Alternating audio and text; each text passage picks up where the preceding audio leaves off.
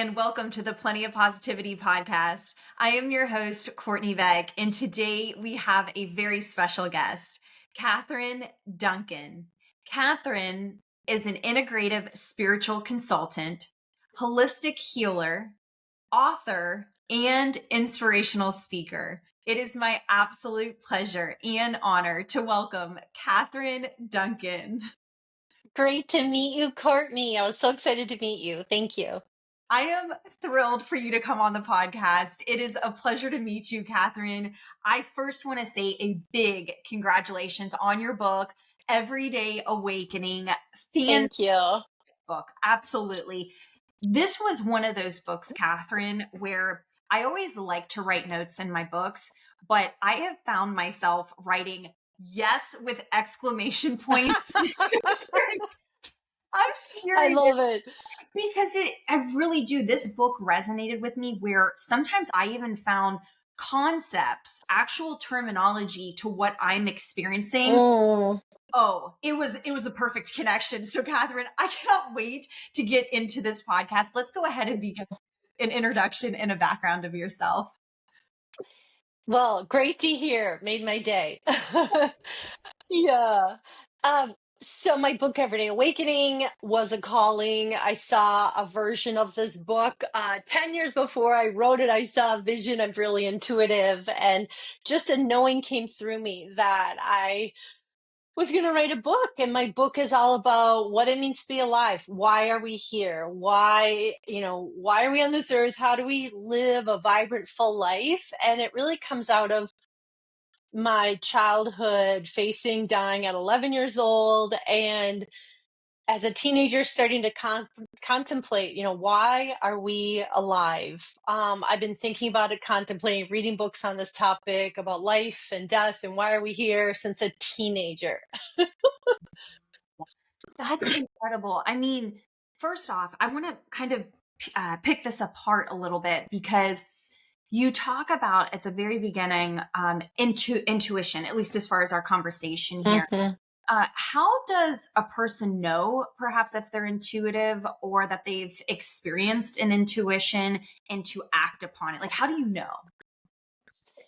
I would say if you just are paying attention and kind of things come, like you'll be thinking of something and all of a sudden the insight starts to drop in, or someone calls you or you're driving and all of a sudden this sign like tells you the answer that you are like been looking for. But we all have these gifts. We all have these gifts of guidance and knowings. And if we're present in the moment, we're paying attention, it's here for all of us.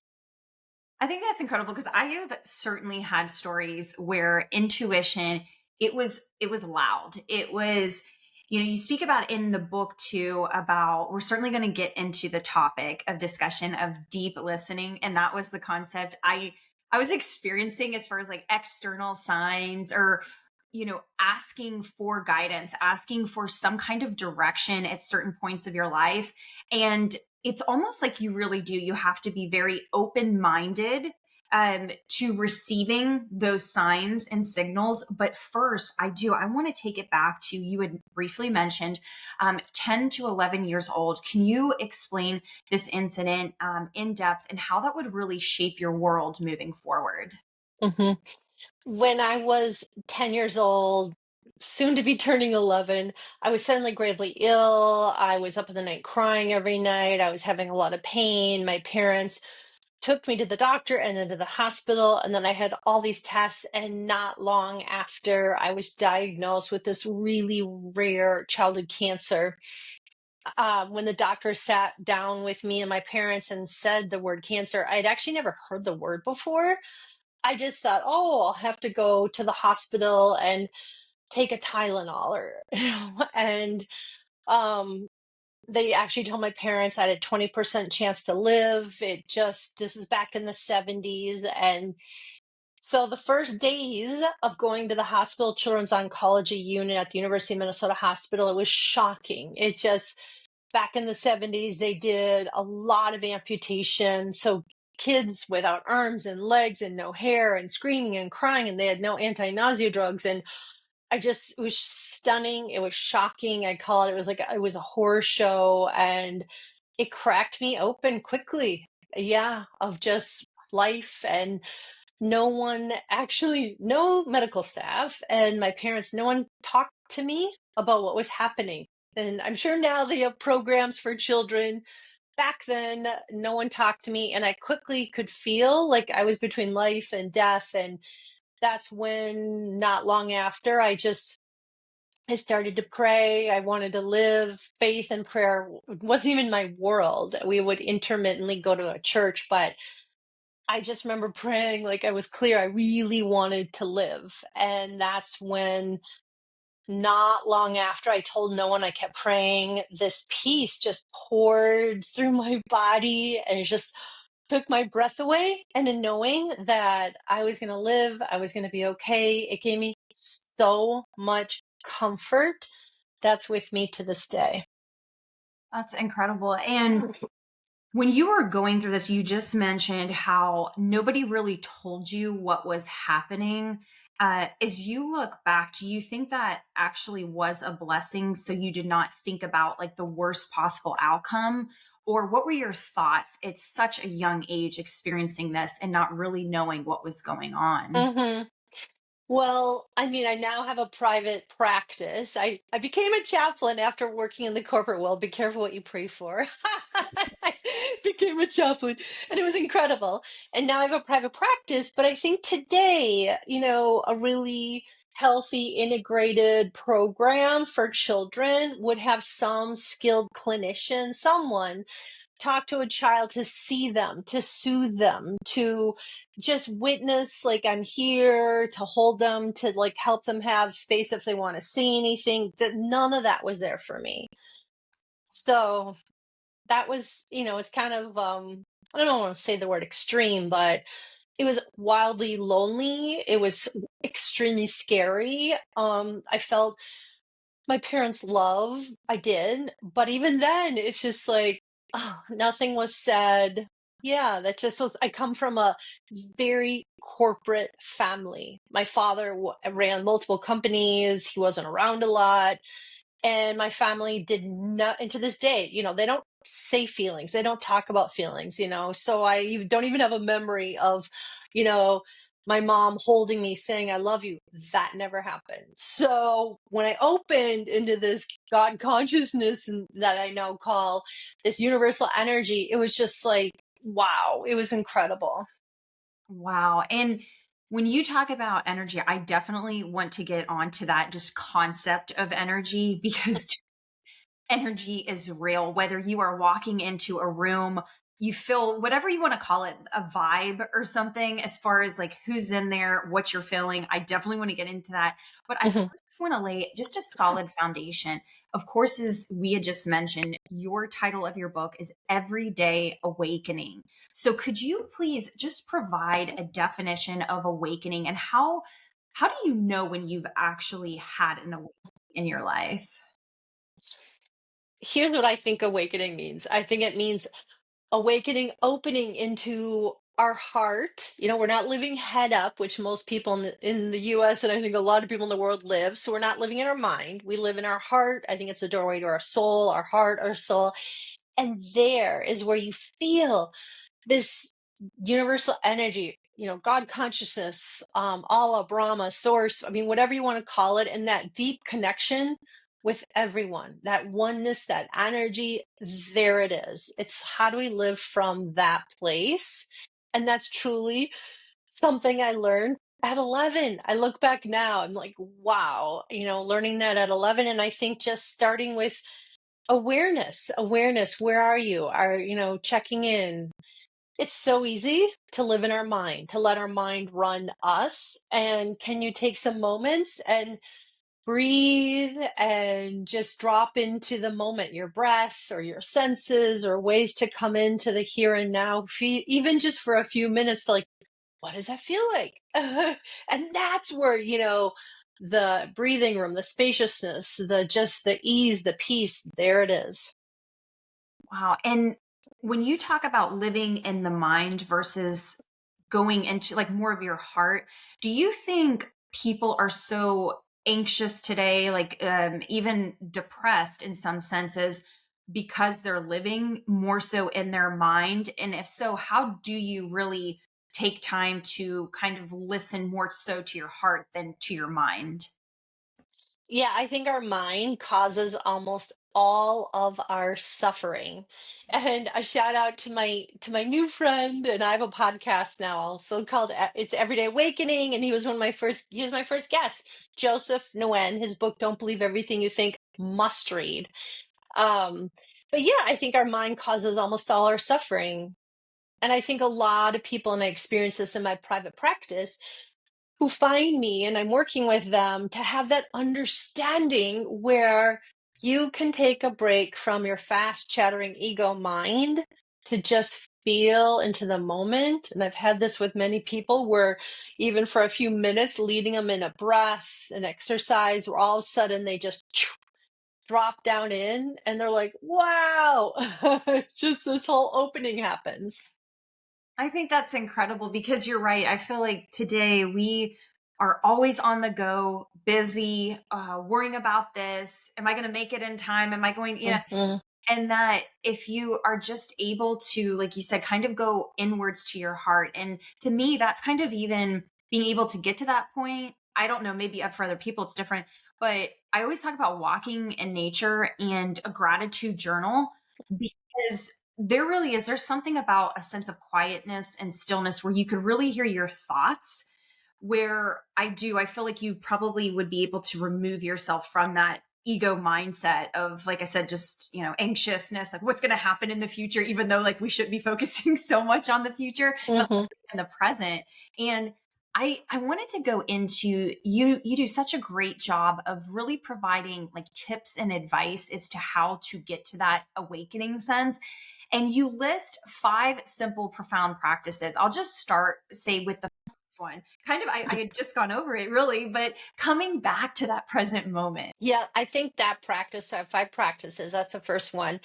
And it starts with coming back into the moment. So even like you're just referring to going out walking in nature, that's so great. So when you go out and go for a walk, my suggestion, don't put on earbuds, like don't listen, but can you just be present? And while you're walking, even just for 5 minutes on the beginning of the walk, start there. Notice for a minute your senses. What am I seeing? And it's magical. I mean, I live near a lake here in Minneapolis, and it's like you pay attention to what you see, then pay attention to what you hear, and then sense and taste, and just go through the senses. And it's like, wow, all of a sudden there's a room for presence and wonderment and the spaciousness, but specialness, that just like, wow, here I am, I'm alive.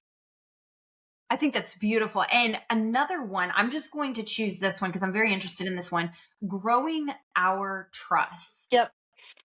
When I was writing my book, I had an editor who was just pushing me. I mean, she would read some sections and she'd be like, I don't like this. I like this. What do you think of this? And one of the things she shared with me when I was writing my book is she pushed me like, what is trust? And being a voracious reader, I read 2, 3 plus books a week, and I have since a teenager, and almost all in the self-help spiritual genre. But I've read so many books that talk about trust, but they don't tell you how to do it. They just say trust, trust. Well, like, how do you do it? So I really dive deep within, like, well, what does trust mean to me? So here's what I think it means: coming back to the present moment. So being here now. Then, when you're in the present moment, can you just accept the moment? Really easy to say, but when life is challenging, wow, that's really hard, right? To accept. But can you just accept here and now the moment, just accepting what is? So when we accept the moment, then we listen, like listening, tuning in. What are you hearing, sensing, feeling? Just listening within. When we listen, when the moment, it's like that's how we trust. Trust is the verb, and you start to get a sense like, oh, yeah. I'm sure everyone listening right now has heard, had this experience where all of a sudden you're like a nudging, like, yep, you're on the right path, or oh, you need to make this detour or this change. I really think that's how I've experienced trusting. It's being in the moment, accepting the moment, listening, and it just the knowing comes through that, yeah, this is right, or I need to make this change, or that I'm really being guided. That's so true. And I think about times when challenges arrive, and it was almost over time. I think it's a sense of maturity too. I think that kind of grows. But being able to live in those moments when things may not be going the way that you had planned, but you reflect upon why are you in that moment, in that present moment? What are you supposed to perhaps even learn if it's a lesson, but Hmm. not being so, because I would get like this. I'm just going through my mind sometimes, but where I would be so, oh, I need to get to this next point and I'm stuck here. Like, why am I stuck here? Why did that happen?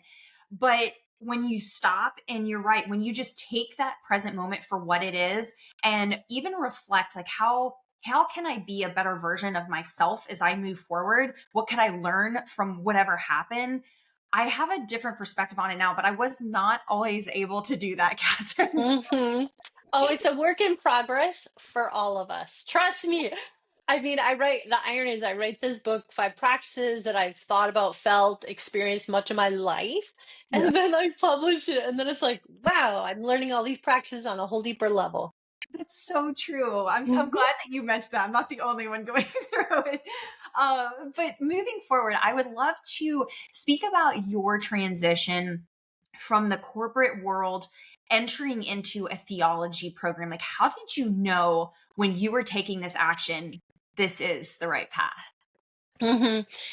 That was a huge right turn to go from a really successful career with Time Magazine. I must say, I was starting to feel some nudgings like, maybe this isn't quite it. I mean, and it's hard when you're doing well, you're making really good money, oh wow, you work for Time Magazine, how cool is that, right? It's just like all the external trappings, they're all there, including, on trips, flying on Time's corporate jet. And it was just like I had the best print job here in the Twin Cities. And but as I say that, my heart was starting to feel a little restless, like year 6, 7 or so into my job.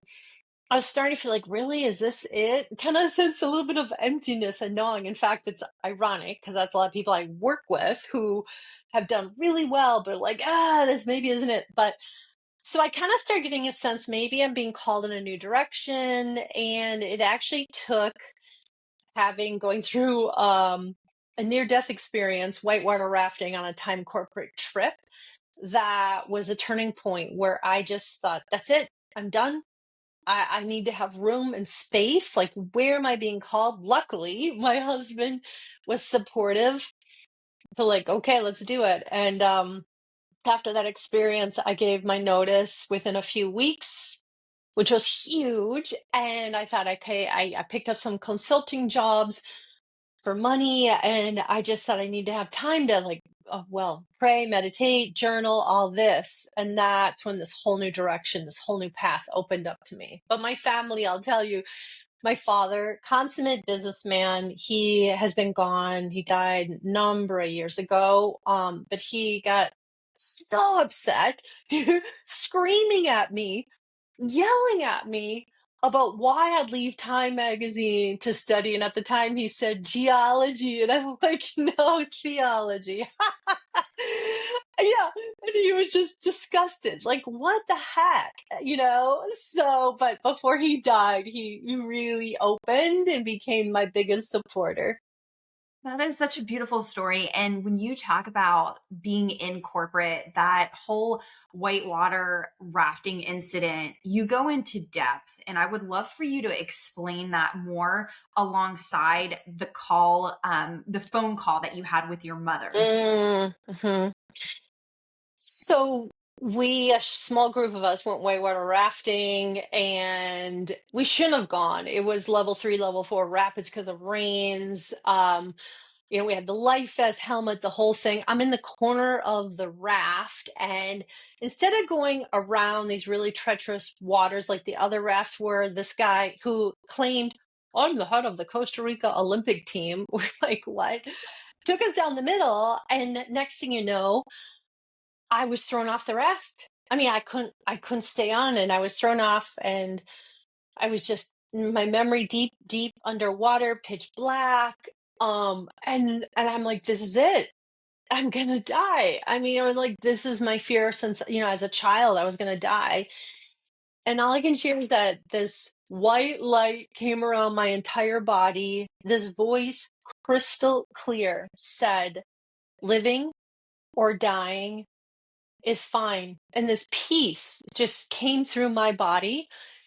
And I didn't know what was going to happen. These memories of being a child and my young kids at the time, all these images were coming through me.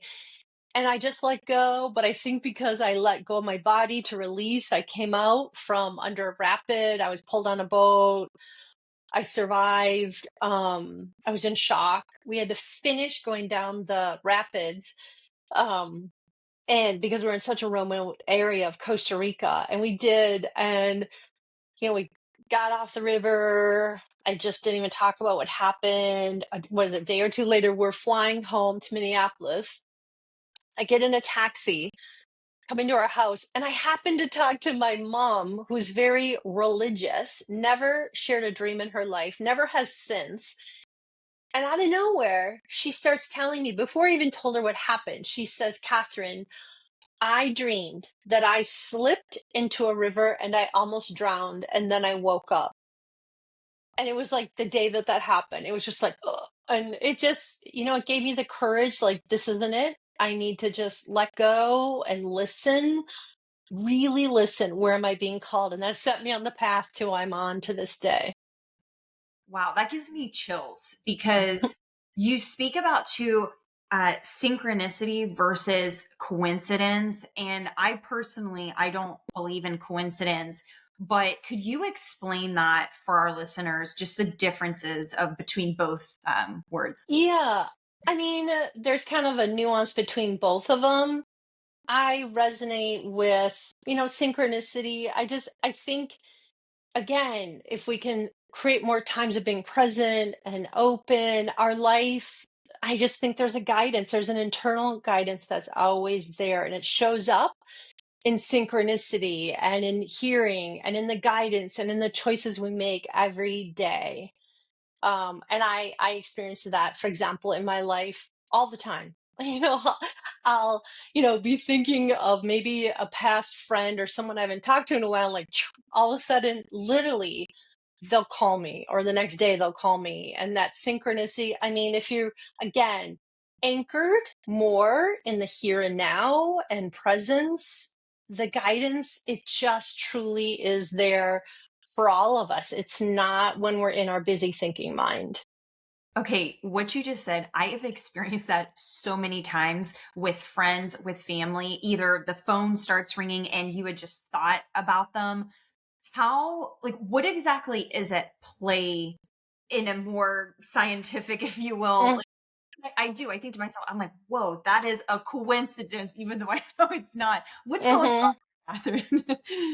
Well, I guess it comes down to everyone, if you listen to this could have a different opinion. I'll tell you what I think, in my opinion.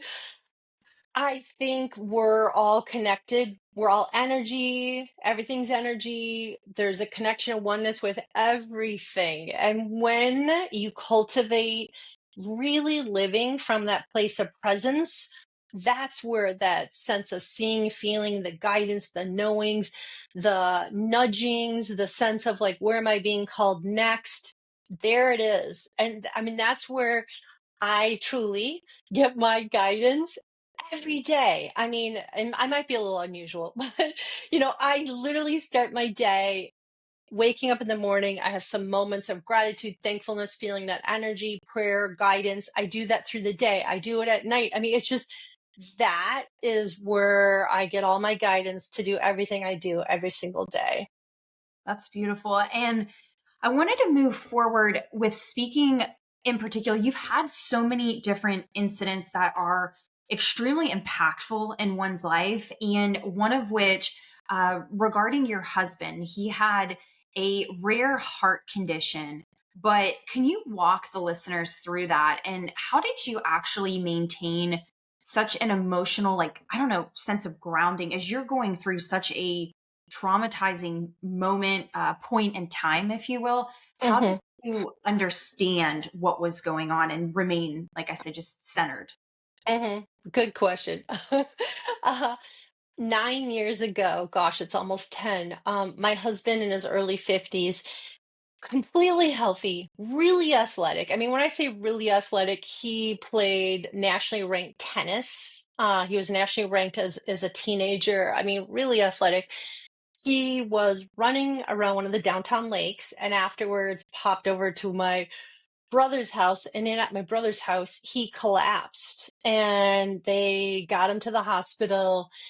And it was crazy, really. I mean, he's in the emergency room and they're trying to figure out very quickly what's happening. Is he having an aortic dissection? Did he have a heart attack? Like, what caused him to have such a dramatic, passing out, falling, all that. And 10 days later, after in fact being in the ICU because he flatlined in the hospital a couple of times, they diagnosed him with a very rare heart condition called cardiac sarcoidosis. So if any medical people are hearing that, we have a bunch of course, doctor friends. They've like, I read about it. I've met one person or so it was a lot navigating the hallways of the ICU with my husband. And is he going to make it? Is he not?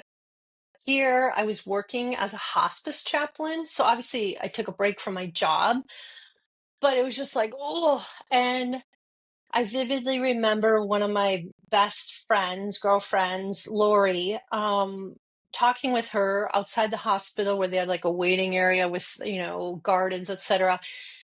And she was even helpful. I mean, this is what I write and I teach, but she's just like, let's just breathe together. And we would sit on a bench and I just focused on my breath in just this moment of breathing. And when I did, it's like in this moment, I'm okay. And it was so another deepening of learning the power of presence, learning the power of just being in the moment. Because in this moment, it's okay in just this moment, breathe, feel into my breath, feel into my body to help regulate my nervous system, calm my nervous system. So it was a really deepening in that regard. And that's what gave me peace, that and prayer. I'm happy to say 9 years later, he's doing really well. He is on high levels of autoimmune drugs for his immune system, but hopefully can live a long life. But it's just, wow, it was a real turning point. And here's one other takeaway that was so interesting. So here I'm working as a chaplain, a hospice chaplain, took some time off, and then, right, I had to go back to work, right? So I remember vividly the first morning driving back. Well, in that fact, I was going to a patient's home who was dying. As a hospice chaplain, you're with people dying every single day. So I'm driving to his home and I had this image and this knowing come through me, which I'd totally forgotten about. And this is back in my 20s. I remember I remembered that I had really put a plea out to the universe, a prayer like, bring it on, bring everything on. I don't want to come back. I believe in reincarnation. I'm like, I don't want to come back. This is it. And so that memory of like, bring it on, I remembered that. I pulled the car over and I like said a prayer. I'm like, haha, I take it back. I'm really happy to come back another couple lifetimes. Like, I've seen a lot. We're good. It's like that thought, like, be careful what you wish for, right? Yeah. Well, that is be careful what you pray for. And I was just like, all good. I'm super happy to come back a few more lifetimes. Like, Well, I mean, just going, like, when I was reading that part of the book, it really just reminds you to always be grateful. Every single day, in my personal opinion, is a gift because I felt like today it's just like such like a rat race. We're constantly on to the next thing, same routine, go, go, go. How many things could you fit in one day? But you really do, like, you have to kind of stop and appreciate the people around you. And I talk about this a lot, but like, put the phone down, be one with somebody. If it's, over hmm, dinner, if it's, with friends and stuff, but really being present in today, because it's very easy to kind of be removed from that, kind of simultaneously be multitasking, but still quote listening, which I don't really, but at least I can't do that well. So I'll just full disclosure there. But wow, such a moving part of the book, should I say. So I wanted to bring that up. Okay, this was one of many. Okay, I just want to reiterate that. Deep listening, one of my favorite parts of the book, because I have definitely experienced this before. But Catherine, please explain to the listeners just the thought of deep listening. What is it? As I was saying, listening relating to the chapter of trust, but just listening. So when we can be present, and it takes a mindful choice, right? To like, wow, I'm in my mind, I've been thinking, worrying, analyzing. I mean, all the ego mind. To just, how do you do it? Come through your breath, focus on your breath, your body, just sit outside in nature, just whatever is to help you come back to the moment, breathe, just be here now, let your mind start to slow down. And then can you just open, listen. So when I say listen, it's so many different ways. It's listening with your ears, it's a sensing, it's a feeling, it's a knowing that we all have. And that's where the answers are. They are the guidance, the answers, the knowing. So even words that I'll share in the moment, I think I share this in my book, words like clairvoyance, clairaudience, clairsentient. I mean, everyone listening right now, every one of us has one of these senses that's stronger than another. So when I say clairvoyance, like a sense of seeing, or clairaudience, hearing, or clairsentient, I mean, just that's how we listen on all these different levels and paying attention. And I think I share this in my book. So an example, clairaudience. I worked for several years at our level 1 trauma hospital as a chaplain. I worked a lot of evenings and I worked a lot of night shifts. So when you say a night shift, I would have the pager for our level 1 trauma hospital with me at night going to bed. And I live in South Minneapolis. And I would literally hear the helicopters go over our house. And then my pager next to me would start rattling.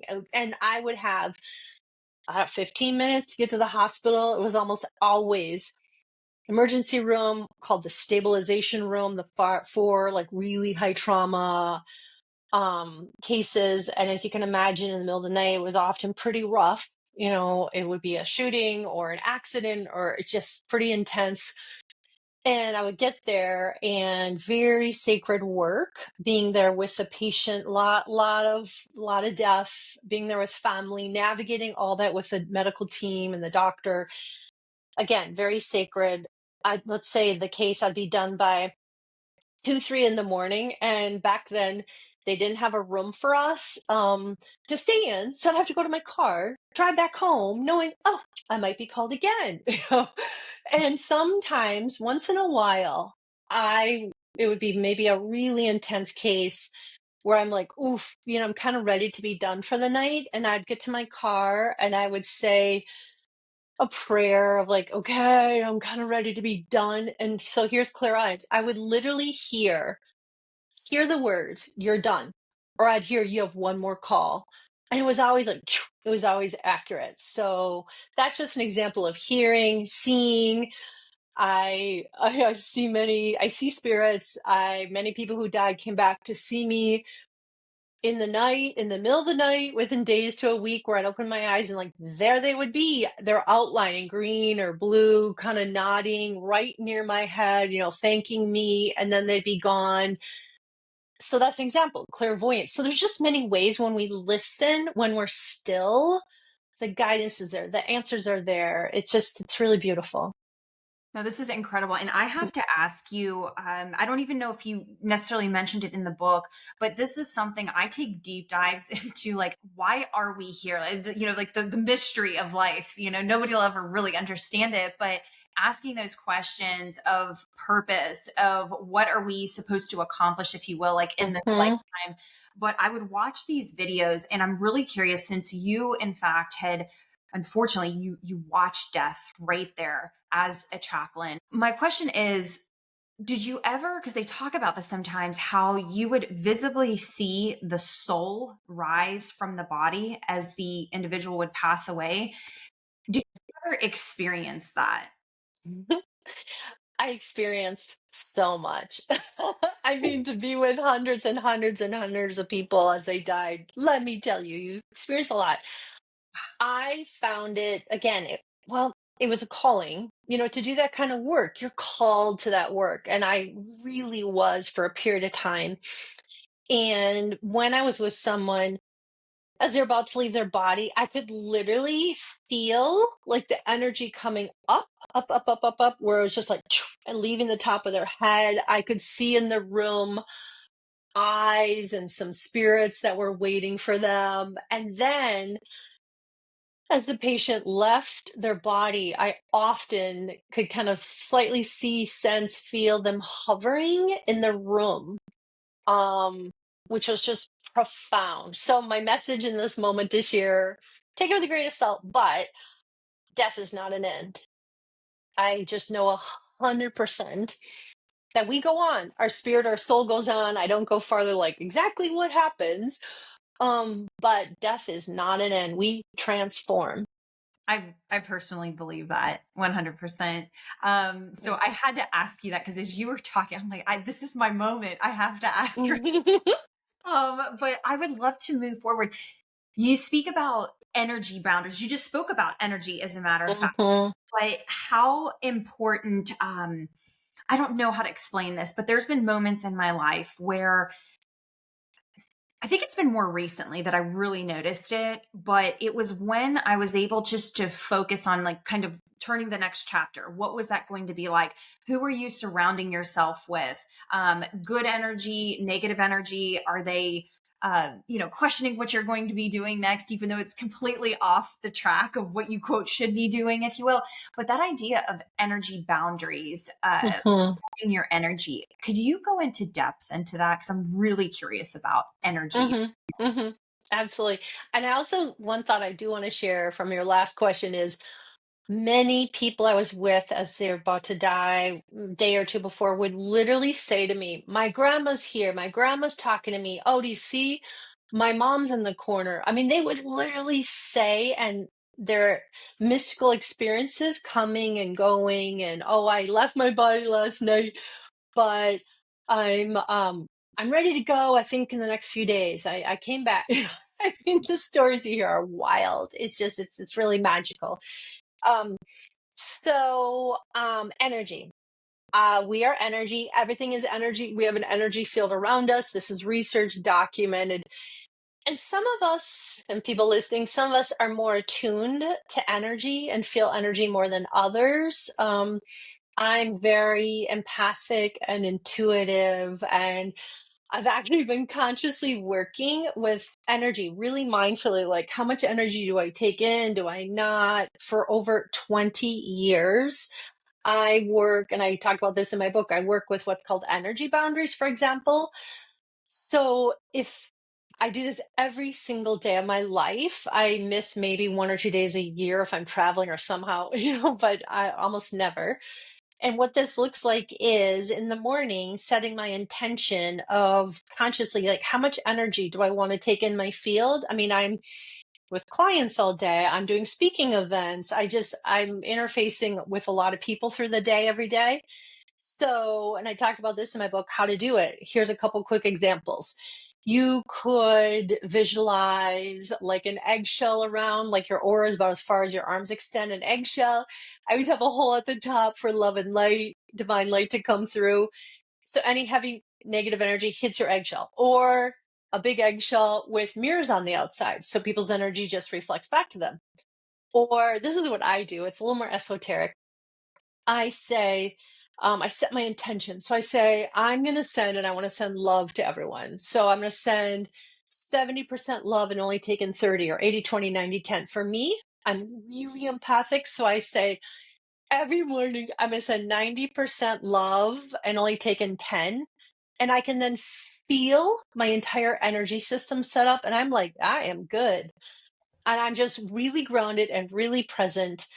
it's life changing, it's game changing. And I also just want to say another comment, and that is the most current medical textbook called Integrative Medicine by Dr. David Rakel. My colleague, Dr. Greg Plotnikoff, and I wrote a chapter in the latest book. But in this book, in the last two editions, there is a little snippet on what I'm talking about on energy and setting boundaries. And the reason I say that is some people hearing this might think, wow, woo woo, whatever. But guess what? It's not. And it's now being recognized in the medical community that energy is real. And how do you work with it to find your grounding? 100%, because I I think when I really started noticing it, it was if you're around individuals, if they're even talking about just constantly, we've all done it, I'm not, saint over here too, but if you're complaining, if you're constantly venting and stuff, that negative, it literally is, it's like an energy, if you will, it starts draining your own energy. And I was very mindful of it once you kind of at least distance yourself from people like that exude that on a more regular basis. You come to find that you open up your space to allowing supportive people, like kind people, into, and like I said, I'm sure there's like, medical definitions of what I'm talking about, but this is just personal experience. But I was amazed by the people that you're able to attract in life. I mean, really, like genuinely kind people, supportive people along your journey that I'm taking right now. I mean, I took a leap of faith in what I'm doing now and really didn't know who I was going to meet along the way or how it was going to pan out. But there is something about energy. And I'm just so happy I got to ask you about that because wow, I've experienced it firsthand. And on the flip side of the coin, when you're around very positive, uplifting energy, it could totally change just, I don't know, just even like the world around you. That's what I have on my little quote for my website, but it's true. Yep, yep. And I would love to add that our emotions are energy. Everything is energy. And this is documented. A great, fabulous must read go to book is Dr. David Hawkins and his book, Power versus Force, Letting Go, just brilliant. So, in his book, and this is documented by research, when you feel love, joy, peace, highest vibrational energies our body can hold. The lowest energies, anger, fear, shame, bitterness. So even just tuning in to your emotions, and where am I at? And it's of course human. Things happen, sadness, anger, whatever. But then can you tune in, recognize, name it, feel it a little? Pathway to healing is feeling your feelings. Feel it just a little, it'll start to dissipate.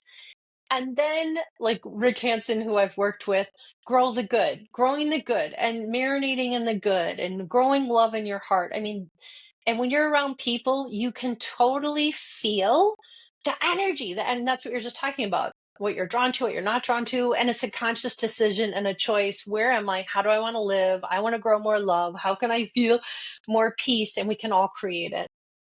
No, that's truly incredible. But I just have so many questions for you, Catherine.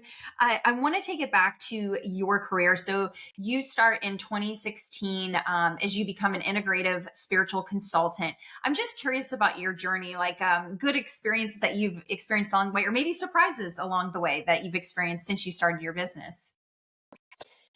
And before that, I was a chaplain, as mentioned, hospice and our level one trauma hospital. And then, again, listening, I started getting this nudging of, instead of being with people, which is such a calling at the end of life, which I felt such a privilege to be able to do that. I really liked the work. I started feeling this nudging to work with people just in the spectrum of life. And what does it mean to be alive? Because I'll just share, I experienced many people at end of life, within days, week before they died, a knowing dropping in, a sense dropping in of like, this is life, like really getting the power of life and being alive. And then they died. And my sense was like, oh, helping people before they die, and that was truly a big impetus of writing my book. It's like, you can choose now. You don't have to wait till accident and illness, something really rough, grief, whatever, you can choose now. So that was why I felt the nudging to start my private practice. I went full time in my private practice in 2018, and it's just wow. The people I get to meet are incredible, just incredible. I do work closely with Dr. Greg Plotnikoff, his group Minnesota Personalized Medicine. He's the guy that, like Mr. House, he's known nationally. Like, if you can't figure out what's going on, what's happening to you physically, go to see Greg. And Greg also has a master's in divinity. So he really gets whole person healing. And we work closely together with many patients, outpatient, people in chronic health conditions. But then I also work with people, they're just wanting more. They're wanting more. They're wanting to feel peace and ease. And why are they here? What does it mean to be alive? And just sacred work. I feel so blessed and love what I do. That's absolutely beautiful. And I think when you find that sense of like passion in what you're good at, I mean, it really does. It just exudes, it shines through. I mean, Mhm. in your book, that's why I was so excited to have you on the podcast, Catherine, because I was just so intrigued about just the concepts, but the experiences that you have had and being able to help others along their journey of life, if you will. But Catherine, we always love to end on a Mhm. positive note. This has been an amazing podcast, super positive. But I would love to end with either a quote or just a positive message. Mhm. One of my favorite quotes is, here it is, Khalil Gibran: "The soul unfolds itself like a lotus of countless petals." I So love how do we keep opening and growing? I think that's why we're here on this earth, to keep opening and growing and learning to love. I think the essence of everything I'm talking about, this oneness with this universal energy, oneness with all, is love. And how on this earth can we keep learning to love? Can we keep learning to open our heart, which can be hard when we're going through difficult times, but opening our heart, loving more. I think what we take with us when we die is our ability to love, how we've learned love. So it's about opening and choosing. And it really is a consciousness, a choice of like deciding, I want more. I want to feel more. I want to feel more peace. And especially in this world right now that is chaotic, there's so much unrest. It's tough in so many ways. But for each one of us, tuning in, how can we create that grounding within our heart and soul? Because how we choose to live impacts everyone around us. absolutely. It's like a ripple effect, no doubt. Catherine, it is absolutely amazing to have you on the podcast. I may have to have you back for part two and part three. Mm.